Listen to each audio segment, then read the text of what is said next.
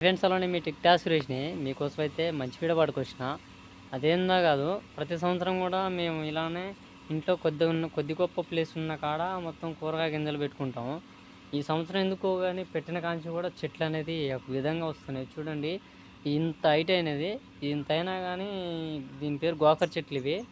ఇంతవరకు కూడా కాయలు కాయలేదు ఇంతవరకు. అసలు మొత్తం కూడా ఎందుకో అర్థం కావట్లేదు. ఈ పెట్టి కూడా 2 months దాటి 2 నెలలు దాటింది. 2 నెలలు దాటింది, ఇంతవరకు కాయలు లేవు, ఏవి లేవు.